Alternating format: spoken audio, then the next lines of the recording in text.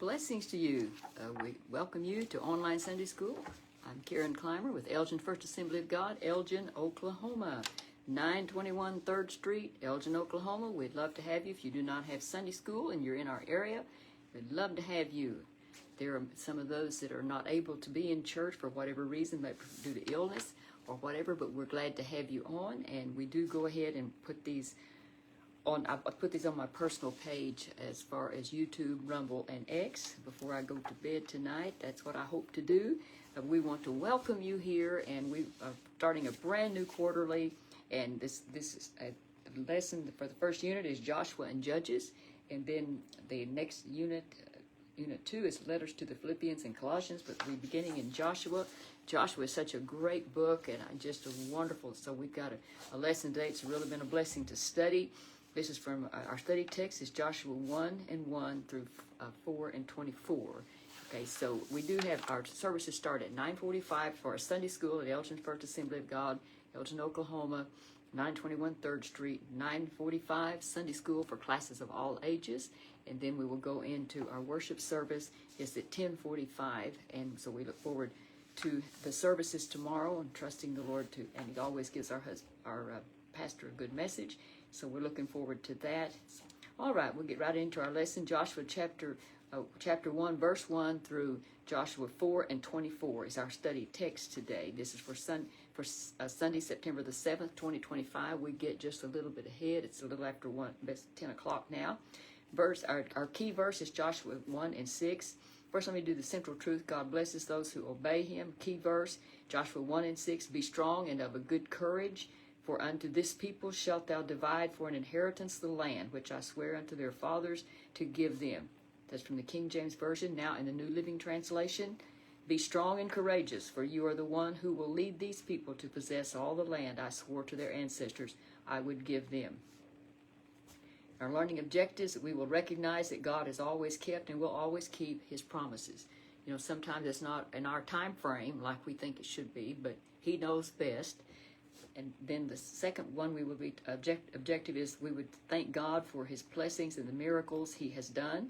And lastly, we will respond to God's faithfulness by worshiping, trusting, and obeying Him. We don't want to ever question Him. I don't know why you did it this way. You should have done it this way. It's good to see you on tonight. The Lord bless you. All right, so our lesson, Joshua begins leading God's people. It starts out in our lesson talking about there was an actor, Dwayne Johnson, that once said, great success breeds a lot of things, including sequels. But have you noticed that sequels rarely live up to the original? And I thought, that's a good thought. I hadn't really thought about that, but I think it makes sense. And said you might want to think about some book or movie sequels that you think were really good or really bad. And are there any books or movies that should never have had a sequel? But I got to thinking about it, I don't know one that ever really come up. I think man had made a good point there. But when it comes to biblical heroes and legends of the faith, you think for sure you think of Moses. This man was, he was a meek man, didn't mean he was a weak man, but he was so meek in all of the things that he faced. It was unbelievable, the horrible things he faced. These were some of the most belligerent people I've ever read about in God's Word and you've ever heard of, and yet this man maintained his sanity, but his relationship with God. It was amazing how he stayed so true to the Lord, and he could have just said, I just quit, I just give up, I can't handle these people. There was times he did it was very difficult for him, but God had chosen him, and he did not back down. We're so thankful for the example that he set. He was a meek man, but certainly not a weak man at all. He just so devoted to doing God's will, to get these people to where they were supposed to go, and they were so rebellious. But it says, you think about Moses is probably about the top of the list of the people that he's just considered. He's one of the first people people in the Bible that you think of, leaders that, he was absolutely amazing. So of all the things he experienced, he'd heard God's voice and stood in God's presence. He was the instrument of God's miracle-working power in Egypt and in the wilderness. God even told Moses his sacred personal name. And Deuteronomy 34:10 reads, there has never been another prophet in Israel like Moses, whom the Lord knew face to face. So you imagine the pressure that Joshua feels now that the Lord is going to take him on to be with him, and so Joshua is going to be his successor. And I'm telling you, that was what we would say, that was some big shoes to fill. People say that's just impossible. No one can compare to him, can come up to him. God never expected him to be like Moses. Everybody is different. God had a plan for this man. Moses was the man for the hour at that time. And now, as he was going on, he was going to die. And you might think there would about to be a pressure on Joshua. I thought about, that might have been a lot of pressure thinking, but I thought about some of the things that he had. You know, he had watched Moses, how he'd handle things, and he had been just so close to him. Andrea, we're glad to see you on tonight. I see 2 names on the screen. If there are others, they're not visible to me now. So if I fail to call a name that is somebody that is watching, my apologies. I only call the names that I see here. They may be there somewhere else, but they're hiding from me. Okay, so but I think of the pressure. What was it like to be following Moses? But then to think, on the other hand, the examples that he had seen, all of these things he had seen, and he'd seen God work, and he'd seen how Moses was faithful to go call on God and seek God instead of doing things, just on his own. Now we know the time that he did fail when the Lord said to strike the rock, and he struck it once, he struck it twice, and that was it for him as far. Now he didn't get to lead the people into the land of Canaan, but he did make it to the other side. He did, but he wanted to lead the people in. He said, no, because right in front of all the people that you disobeyed me so much like this, and he wouldn't have it. So it was Joshua was going to get to lead those people on. Joshua was so faithful. He was with Moses so much of the time. He saw all these examples, and I thought all the miracles that had been done, and how that God had used Moses. Well, there was, this man Joshua, he had seen it. He'd been there, and so he saw how God had blessed and had helped him. And I'm sure it was an encouragement to him to know. And as Moses kept informing him, God is going to help you, just like he's helped me. He's going to help you. And he's looking up what big shoes there are for me to fill. And God didn't want him to be like Moses. He had things were going to be different now, as these people were going to be crossing over into Canaan's land. They needed a leader. They needed a military leader. Joshua was the man. Joshua was the man that was going to do that. So he had seen Moses at his best, and he had seen him the time that he had failed. And he saw that it was a tremendous job that he had to do. But he did know this, because it is so big, I need God, and he's here to help me. You know what? I'd written it down here on my notes, that things that to be aware of. Beware of doubt, fear, and pride. There's a time when the Lord will direct somebody to do something. He has something for them to do, and they just, well, I just can't do it. I just know me. I just know I can't do it. And we'll say, but the Lord will help you. And there'll be doubt. There'll be fear. Those things will stop. And others that'll say, well, I know I can do that. And they don't even depend on God. That's, God doesn't like any of that kind of thing. When he calls us to do something, he will help us. And we need to know that he is there with us. And our thing is to call on him daily, is to be faithful and true to God. So I said, after Moses' farewell speech in the book of Deuteronomy, the book of Joshua begins with the new leader being chosen to guide God's people into the promised land. God had been preparing Joshua. Joshua didn't step into this and say, I don't know anything about it. I don't even know what's going on. He did. He had been right there. He'd been a right-hand man to Moses. And so God directed him. He laid his, it said, most importantly, he was full of the spirit of wisdom, for Moses had laid his hands on him. That's in Deuteronomy 34:9. There's something about that, the laying on of hands. And it wasn't just touching him, putting his hands. That man, I believe that when Moses prayed for that man, I can't even imagine the power of that prayer as he called out, because he knew this young man was going to be facing things that he hadn't faced. He knew some of the things he would face that he had faced. But so as he prayed for him, as he put his hands on him and prayed for him and trusted God to bless him and to help him, now the time had come for Joshua to step into the leadership role himself. The time had come. And now he's got to step out. Moses is gone. He's been taken on. And so here he is. It's time to keep moving. He can't just be stalled and say, I just don't know what to do. It's just he did know what to do. He was staying in tune with the Lord. So part one of our lesson, Joshua responds to God's call. He responded as he was told, be strong and courageous. And that's what I believe he was telling those people. Be strong and courageous. He told Joshua 3 times, be strong and courageous. This is Joshua 1:6 through 7 and verse 9. And that was a pivotal moment for Israel. Their leader is so vitally important. And this man, he's going to lead. Moses led. Some of them had wondered, can he really do like Moses? But he wasn't supposed to be Moses or be like Moses. He was supposed to be just who he was, who God had made him. He was to keep moving forward, never backward. He was to move forward. God had a plan, and he was going to lead. This was a pivotal moment. Said after 40 years of wilderness wandering and miraculous provision, the Israelites were about to face the new challenges that would require a new level of God-given strength and courage. There was the others, when they first started out, they could have been there in a short time. They could have gone to Canaan, but they began to reject and rebel and didn't think God could do it. And it was an awful thing that they went through. And that's because they were so rebellious. And this is what, I tell you what, this is something that alarms me, that people have no fear of God. And people, when God directs him to do something, he says he's going to do something, they don't believe him. Is a very dangerous thing when you doubt God. When you doubt God, that the Creator of the universe and knows everything, knows the end from the beginning. Everywhere you look, God is. I talked to a man one time. He said, "Well, he hadn't decided yet if there really was a God." And I thought, well, the Bible says it right when it said, the fool has said in his heart, there is no God. It is absolutely so obvious. It is everywhere. So Joshua 1:1 marks a turning point in Israel's history. All the people had died off. That Moses had tried to lead these people, and they didn't think they could. They doubted. They was just constant fussing, complaining, and the Lord would not. He said, "You know what? You're not going to go." And so for 40 years they wandered in the wilderness when they could have been in just a short time. They could have been over into the Canaan's land. But instead, now they're going to reap what they have sown. Doubt, fear, and unbelief, and constantly badgering.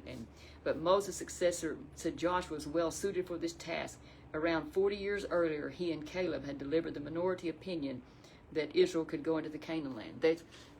Moses said, you can send the 12 spies. You can go and they were like scouts. You go scout it out and check.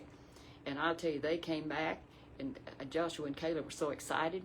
And the one group, with 10 of them, said, it's beautiful. It was a great land, I'm telling you what. And the food, and they brought back some of the grapes, some of the crops there, and how wonderful it was. They said, but I'll tell you what, those people, you just can't understand. And those giants there, and said, wow, we looked like grasshoppers in their side. How foolish was that? And Joshua and Caleb were saying, oh no, we can do it. We can go because God is with us. God is greater than, and God has promised. But the 10 were so complaining, and so they just convinced the people that they shouldn't go. It was doubt, fear, and unbelief. God can't use any of that. So what happened now? For 40 years, they wandered around it looked like aimlessly, and till all of those grumblers finally died off. And you had this bunch of these new ones were coming up, and they felt different about it. They were ready to go. They were ready to go. They knew that they could get there. Joshua had seen enough with being so close to Moses. He knew God could do so many things. Like I said a while ago, I'm amazed at the number of people, they don't even believe God. That is a frightening thing. When God speaks to somebody to do something, and they say, well, I know what I can do and what I can't do. When God speaks, that's one of the most dangerous things you'll ever do is say, no, Lord, I just know I can't do it. He wouldn't have called you if he wasn't going to help you. God will help us. I tell you, I've lots of things I've done that God led me to do that I didn't know, as I could say straight up and sideways about it. But when God speaks to your heart, he's going to give you a plan. He just is. When you pray, that's him. He's not going to just throw you out there, just watch you fall and fall flat on your face. He's not going to do that. He's a wonderful, loving Father. He's going to help you. Oh, there's just nothing like knowing the Lord. And we just want to be faithful. Joshua was to lead the people across the Jordan to possess the land while carrying out these physical tasks. He was not to neglect spiritual matters. Oh, he wouldn't be, well, I'm a military man and you others can pray. I've got to make all my plans here. No, it wasn't that way. He led them in praying and seeking God. He led them in looking to the Lord. He wasn't a man that said, I already know that God had gifted him. And as I understand, that they still used some of the battle plans of Joshua. He was that great of a general. God blessed him. God gave him this ability to do this. And he followed through with whatever the Lord had given him to do. The only thing that I could see that in Joshua, like I think it was like 3 different times I can think of, that he did something before he prayed about it. It just looked like it was so simple of a task, and that they didn't even pray about it. Well, it turned out they should have prayed. We should pray whether it looks big or small, we should pray. But then I know that no doubt he repented of that over and over again. So only when we trust the Lord will we prosper and succeed in all that we do. And that's what Joshua was, a man that just, let's just do it. When God speaks, let's do it. And God blessed and helped. He had such assurance. The Lord would assure him, I will be with you as I was with Moses. I will not fail you or abandon you. And this is from Joshua 1:5. And Joshua just had such confidence and faith in God. And he'd seen how God had moved in Moses' life. He had been up on the mountain. He'd been up on, the physical mountain. And he had been there in the presence of God. He knew what it was. So this man knew he had such a relationship with God. And he could say, I know what I'm talking about. I have confidence. I have full assurance we're going to make it. And those people, they were ready to go. They said, these younger ones, when they had seen the miracles and the things that even their parents had seen many miracles, and yet they doubted. These people, and they said, now I'll tell you, there are many battles ahead, but God is going to be with us. He is with us now. Mentioned here that we face different challenges than the Israelites, but we can be strong and courageous, just like Joshua. I believe that with all my heart. When God lays on your heart to do something or not do something, you just obey him, and we could and should walk in victory. Just walk in victory that God has helped us. If we meditate on the Word of God every day, we read and we pray, and we humbly obey, and we humbly meditate. We call on God. We don't tell God, well, this is what I'm going to do, Lord. I just see the answer. Some people maybe feel like they don't even need to pray. Well, I know what to do. Well, I tell you what, I want to know God is with me in what I do. We can operate in the power of the Spirit and walk in victory. Don't you want to walk in victory instead of defeat? He has given you this land, from Joshua 1:10-18. It's what he was saying to him. He has given you this land. And that was what Joshua wanted impressed on their hearts and in their minds, habits down. That he has given you this land. We just have to take it. He's not going to just hand it to us. We're going to have to take it. So our writer said part of having a biblical worldview is obeying God's direction for our lives. Amen. I believe that. Embracing the truth that we are part of his grand plan is humbling. Just to think that we're part of his grand plan. He chose us to partner with him. Imagine that. We're partners with God. That's faith building right there. It just thrills my heart to think his grand plan is humbling, but is also strengthening. As the Israelites would learn, the best way to achieve victory is to stay squarely in God's will. Don't doubt, well, Lord, I don't think this time it'll work here. No, we don't operate like that.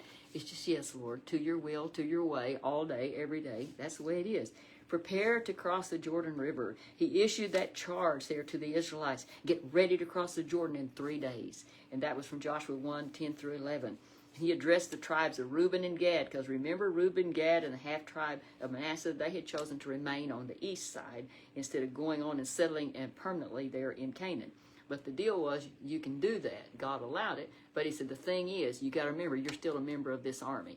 And so when they are in battle, or they're going to have to go into battle, you're going to be going with them. And so that was understood, and they said, yes, they agreed to that.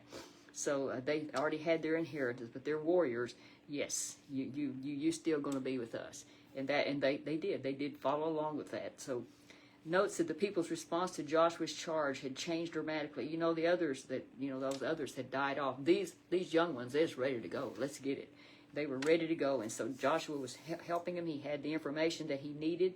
He said, be strong and courageous, because the Lord he could say that because the Lord was with him. He could say, be strong and courageous. That's what the Lord is saying to us. That's what I can say to you. I just say what God says. We can do this. All those faithless ones were gone. Now, but this new generation, they were ready to grow, be strong and courageous, because the Lord, He's going to help us. And I really believe that both then and now, people cannot receive God's promise if they aren't willing to trust what He says. Because we'll see, well now, I mean, from what I can see here, from my viewpoint, from my vantage point, we can't go by that. We may see things that we just think there's just no way. But God is the way, the truth, and the life, and He will guide us. So never fear when God is guiding. He will help us. It doesn't mean that we won't have some issues, and it doesn't mean that. But anyway, Joshua said, as they stood by the border of Jordan, these words were on the scroll that had come to them, that the Lord had said, how that He was going to help them. Be strong and courageous, because the Lord is with us. He is going to help. The promised land was just before them, just across the river. It was time for the promise to be fulfilled. It's time. You know, you wait so long, and they've been working so long and hard. It seemed like it's forever. It's been 40 years. But now's the time. There comes a time that this is it.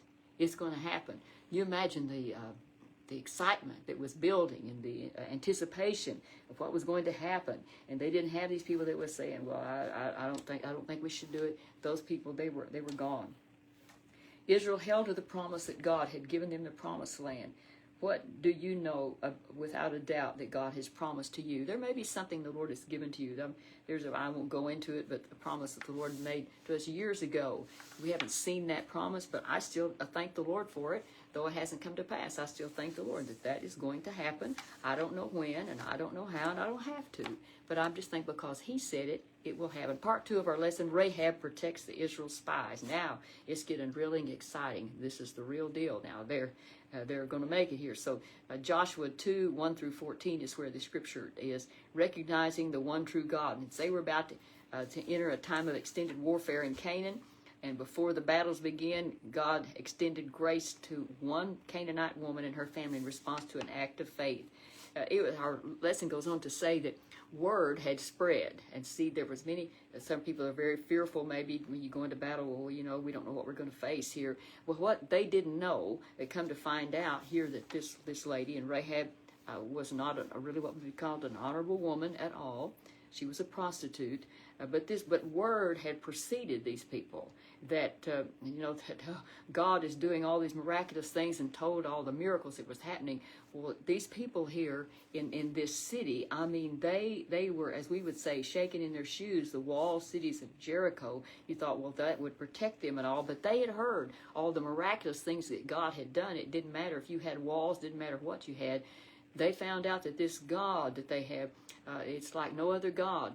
And somehow when this Rahab heard this, faith began to build in her heart.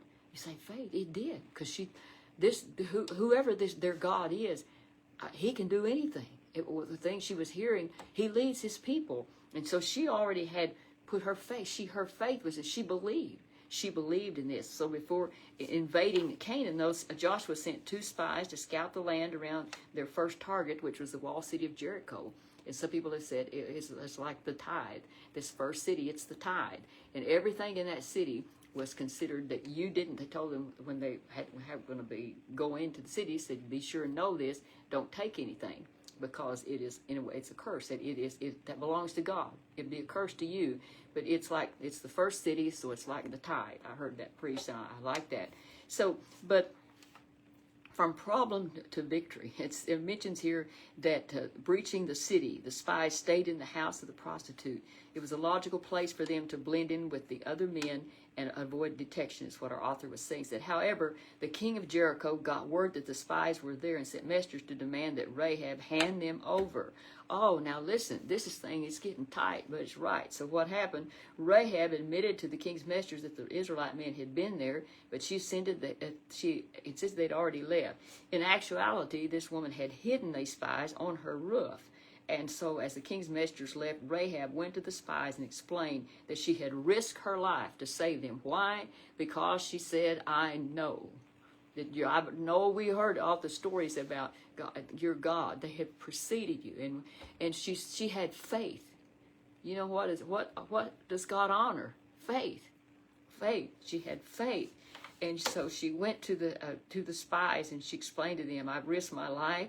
And the reputation of Israel's God, she said, is well known. He's delivered the people from the Egyptian bondage. He's parted the Red Sea for them to cross and given them victory over the Amorite king. Sihon, everyone in Canaan was afraid. They were afraid. But this woman wasn't just afraid. She had faith. Whoever this God is, she believed in, had such faith and confidence. So the Lord your God is the supreme God of the heavens above and the earth below. That's the Lord your God is the supreme God of the heavens above and the earth below. This is from Joshua 2:11. Rahab's response to this, instead of fear, it was faith. She had such faith and trust. So these people, they recognize this woman she's being honest with us. She's telling us the truth. And they had good news for her because of her faithfulness, because she was doing this. If she would, let's go on and say, helping to help these spies escape. Let's go on to this, Joshua 2:15 through 24. It said, living inside the top of Jericho's wall, Rahab was ideally situated to help the Israelites spies to escape. They needed to get back, but they had to have help. Her location, her bravery, and her quick thinking combined with her simple faith in God made her a key player in Israel's victory over Jericho. I'm telling you, God's got a plan. When he calls you, he's got a plan. And here it is. It's so precious to see this as the guards, they're all around the city, Now, they were on high alert. But, God, he knew all about that, and he's going to protect these people. It been locked behind Jericho's walls. The spies needed help to escape. But what happened then is, here the way her house was built, it was in the town wall, and it allowed the spies to escape without detection by being lowered out through a window. But before leaving, the spies told Ahab, here's what you do. Told Rahab, here's what you do. Said, you gather all of your family inside. Said, you gather them here, they must all be here, and said you need to mark this location. You're going to mark it by hanging a scarlet rope. And I tell you, we think of that indicative of the blood. But so we're so thankful that, everywhere you look in the Bible, God is he's just so faithful. He doesn't change his mind. Oh, we've got a new plan now. He doesn't do that. You start here at the beginning, and he carries his plan, just like he said all the way through. So here was said, you'll have this scarlet rope there. And when we see the rope, said the people inside the home would be spared. So get all of your family in here. And said they will be spared if they are here. And that is exactly what happened. It doesn't go into all the story about that. But that is what she was so, because of her faithfulness, the Israelite spies kept their oath. God preserved Rahab and her family, and they served him and lived among the Israelites. And you can go on and read in Matthew chapter 1, it records that Rahab married Salmon, who some conjecture was one of the two spies. We don't know that, but and their son Boaz eventually married Ruth, whose grandson was King David. Rahab, a Canaanite prostitute, rescued by God's grace, was part of the lineage of Jesus. I'm glad our writer gave all this to us here. It says, her story foreshadows the breadth of his saving work. Jesus came to redeem everyone who would believe in him, no matter how unlikely they were. And we see, Carla, we're glad to have you on tonight. The Lord bless you. Part 3 of our lesson, God parts the Jordan River, crossing the river from Joshua 3:1 through 17. And, take it very seriously. When God speaks something to us, take it seriously. And then, Lord, whatever my part is, whatever the timing is, the plan is, just take it seriously and be glad about it. Well, maybe it's really something hard. But if it's for the Lord, if he's chosen you to do it, he's going to help you. That's just who he is. I find out he helps me. I figure I embarrass him sometimes because I make such a mess. But, he just keeps letting me work for him. And that's what I just want to be faithful and honor him. God parts the Jordan River, crossing the river, Joshua 3:1 through 17. They'd experienced many miracles during this journey from Egypt to the Promised Land. Then you remember how in the scripture we read how the Red Sea split open, how that the Lord did that, and it looked impossible, and they were ready to stone Moses. He cried out to God, and what did God had parted that Red Sea. They walked through on dry ground. The whole army was destroyed that was after them. That when they were there people said they were hungry, we're going to starve to death here. And what did God do? He sent manna, sent bread from heaven, and there was water that poured out of a rock. Moses struck the rock and water poured out. and said that was just to name a few things. And the Israelites prepared to enter Canaan. Another miracle awaited them. As these people, the Israelites, they begin to prepare to cross the Jordan River and enter Canaan, Joshua sent instructions throughout the camp. Procession of priests would carrying the Ark of the Covenant, which symbolized God's presence. Yes, that ark symbolized God. They would walk out. The Israelites were to stay at least 2,000 cubits, which is about a half a mile behind the ark. Joshua also told the people to purify yourselves. Purify yourselves. That's a good thing. In preparation for what God was about to do, this would remind them the seriousness of being in God's holy presence. You know, we shouldn't just come slopping and slouching into the presence of God. No. I mean, we should be, I know this may seem a little bit weird and crazy, but I do, even though you can't see my shoes, before I come out here to ever minister, I take my everyday shoes off, and I want my Sunday shoes on. Maybe that doesn't matter, but to me it does. I'm coming, and this is ministry, and I don't want to just come slopping and slouching in. I know you don't see my shoes, but anyway. So over the next several verses, we can see how God miraculously demonstrated his presence with the Israelites and his choice of Joshua as their leader. God knew who was the right man. Kelly, so good to see you on. We wondered when you was going to pop in there. Kelly's faithful. She's always on here if she's not working. So these verses, we can see how God just blessed these people with his choice of Joshua. Joshua had been with Moses so faithfully. He had seen how God had blessed him, and he had inspired his faith. And so he was faithful to the Lord, and just God had blessed him and helped him with his leader. And said God would stop the flow of this Jordan when they needed to cross over the Jordan, how that God would stop the flow so they could walk through. And, you know, it wasn't, it mentioned here the river, which was at flood stage, stopped flowing. Upstream it backed up. Downstream it continued emptying into the Dead Sea. The section near the Israelites dried up, allowing them to cross easily on dry ground. It's so easy when God does it. You think there's just no way. Can you imagine the people there that's they're experts in things in that area, and they think there's no way. There's no way. But when God says way, I am the way, the truth, and the life, it just happened. And so they walked across on dry ground. God had told Joshua that this miracle would make you a great leader in the eyes of all the Israelites. You know, there might have been maybe some question. I don't know. There was somebody that said, well, I know Moses, you know, how faithfully. I just don't know if this kid, you know. And actually, Joshua wasn't a kid, but they saw him probably much younger. This is a big job. I just don't. But they saw that he listened to God. He was a man of God. He was who God had chosen, and he got them safely across because they did what he told them, because he told them what to do, what God had told him. So you can't miss by following the Lord. God displayed his power and over nature and confirmed that this is my choice of the leader. You can follow him. You don't have to be afraid. You can follow him. So they made it into the promised land. It was a wonderful, both miracles or metaphors of our salvation. Both, so the power of God was just what he will do when we just say yes to him. Both miracles that they had experienced with these, going across the Red Sea, and now down in this time when crossing this sea, it was amazing. Well, the Red Sea, how that it opened up, and now here in their case, as they're walking across, it's an amazing thing to just glorify. And probably, you know, Moses could think about that, and Joshua about, well, we remember that one, but now we see this one. This is just wonderful what the Lord has done. So he told Joshua that this miracle would make you a great leader in the eyes of all the Israelites, and that's exactly what did happen. God displayed his power and showed, this is my man. Joshua 4:1-24, building a memorial. The scholars have pointed out that Joshua 4 is unique because it contains something quite different than strict chronological storytelling. It's more like a liturgy or worship, order of worship for remembering the miracles God did to move his people into the promised land. This is one thing that God wanted them to make sure that they knew, and to keep impressing us, study history.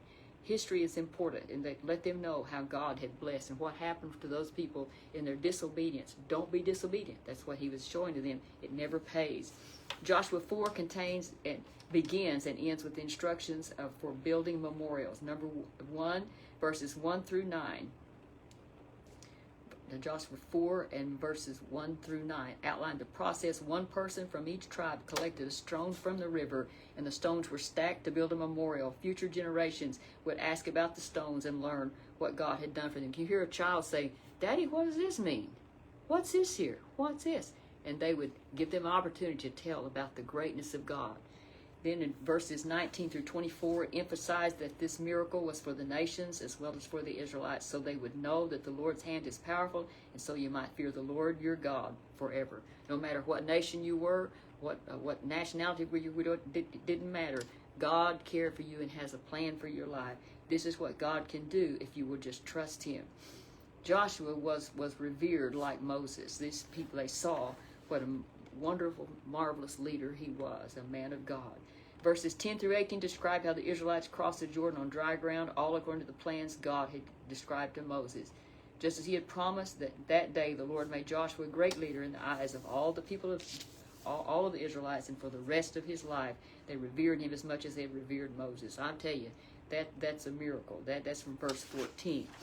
So we close out our lesson today with asking, I said, what is God saying to us? From the beginning, God intended that all his people would have the opportunity to know him, to be reconciled to him. It's wonderful to be reconciled. When we can't help ourselves, we're lost in sin. We cannot help ourselves, but he made a way. We can come. It's not, well, not you, this one, yes, and no. We all have that opportunity. Thank the Lord for that we can come to him, be reconciled to him. And so part of his plan for redeeming humanity was demonstrating his goodness and faithfulness to and through the people of Israel. God's still looking at and blessing his people, Israel, and we appreciate that, and we want to bless them and honor them. So Joshua played an integral part in that plan.